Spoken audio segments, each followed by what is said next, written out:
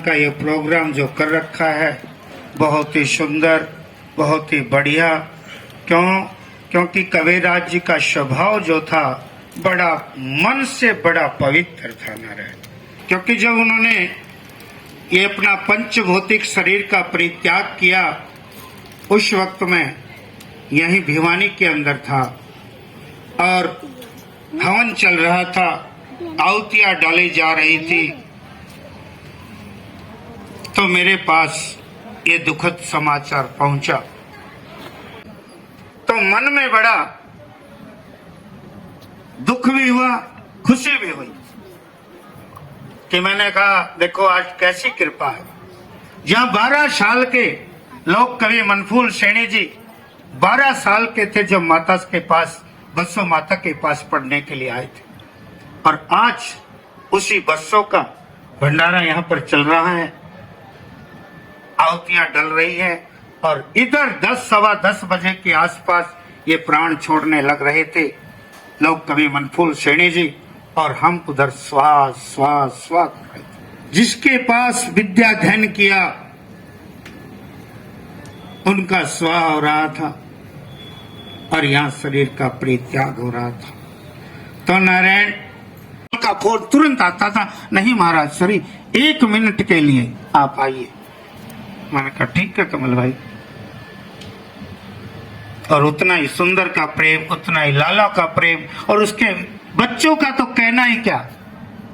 जब पेट में ऑपरेशन हुआ मेरे लाला के लाल का, तो बेहोश डॉक्टर ने कर रखा है, और क्या पुकार रहा है, यही बैठा है तुम्हारे मध्य, क्या पुकार रहा है, मुझे गुरुदेव से मिला था, मेरी बात महाराज श्री से करवा दो। वो बेहोश पड़ा और ये कहना मेरी बात सुरेशानंद से करवा दो। कमल ने उसी वक्त टेलीफोन मिलाया, सुबह हुई, बोले महाराज जी ऐसी ऐसी बात है, बच्चे की तबीयत ज्यादा खराब हो रखी है और अर्धमूर्छा में भी आपका स्मरण कर रहा है।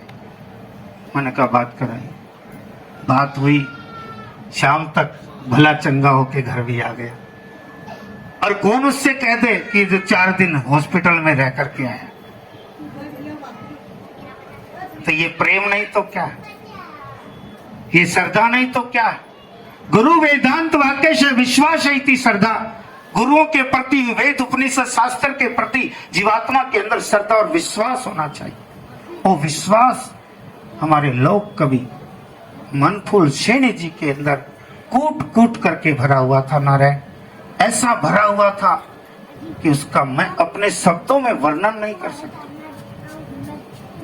कितना उन्होंने भजन किया, कितना उन्होंने तप किया, कितना उन्होंने संग्रह किया, और संग्रह के साथ साथ गुरु भक्ति में परिपूर्ण थे।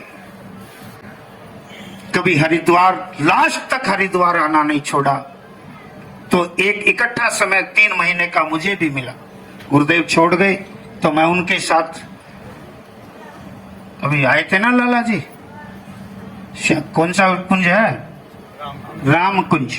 मैं शाम को 4:30-5 बजे रोज राम कुंज में जाता था उनके साथ, और सुबह नित्य प्रति धूप होए, बारिश होए, कुछ होए, मेरा आना रुक जाता था, उनका आना बसों माता सत्संग भवन में नहीं रुकता था। पैदल जाए, साइकिल से जाए, बाइक, स्कूटी से जाए, यानी जो मरोड़ते थे बिना गेयर वाली मोपेड, लेकिन उन्होंने बसों माता सत्संग भवन को नहीं छोड़ा, श्री मंगल आश्रम को नहीं छोड़ा, श्री मंगल विश्राम को नहीं छोड़ा, कुंज को नहीं छोड़ा, तो उनका मैं ब्रह्म अपार लखा अभी महाराज श्री ने सुनाया था ना, उस ब्रह्म तत्व के अंदर खुद का मिलना। और मैं तो ये कहूंगा कि भगवान उनको अपने श्री चरणों में नहीं एक सायुज्य मुक्ति प्रदान करें। सायुज्य मुक्ति वह मुक्ति है नारायण, जो अब नारायण के सब शरीर के अंदर समाहित हो जाए, वो मुक्ति। और उनका जीवन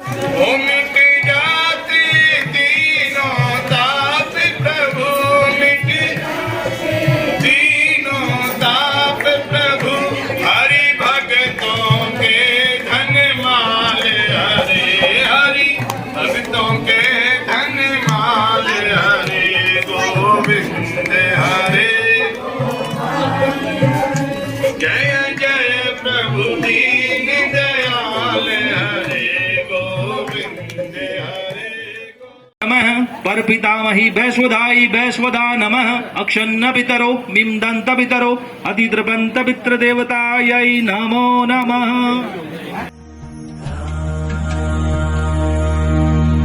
राम सिया राम जय जय राम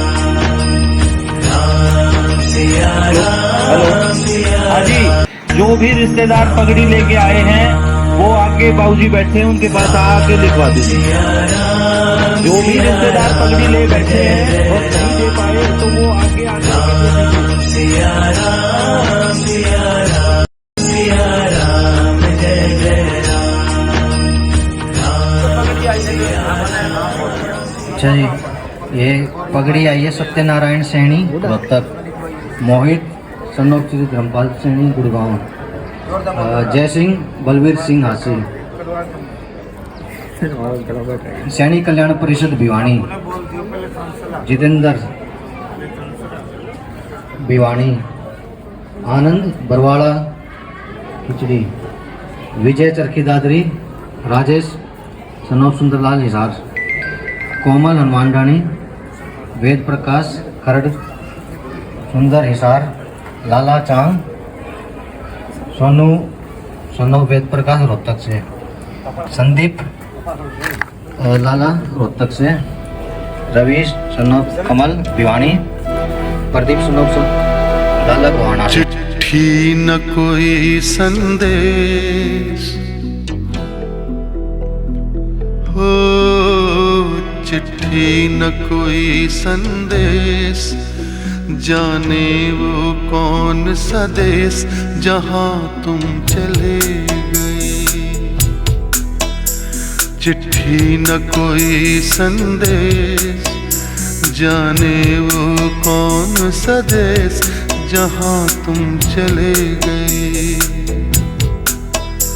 चिट्ठी न कोई संदेश, जाने वो कौन सा देश जहाँ तुम चले गए, जहाँ तुम चले गए। इस दिल पे लगा के ठेस, जाने वो कौन सा देश जहाँ तुम चले गए।